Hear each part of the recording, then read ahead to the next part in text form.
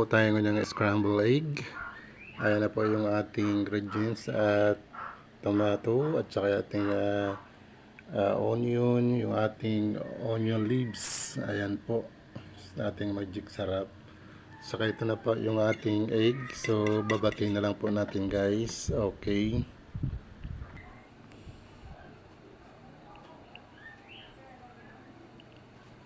Okay guys, ayan maglalagay tayo ng magic sarap. Ayan. Lagay tayo ng konting salt.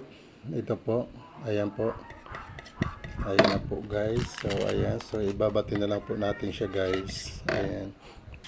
Ayan na po guys. So ginisa na po natin yung ating bawang. At isusunod na po natin yung ating kamatis guys. Ayan po yung kamatis natin guys. Ayan.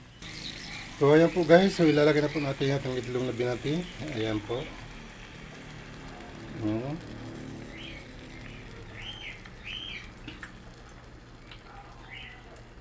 Ayan po siya guys.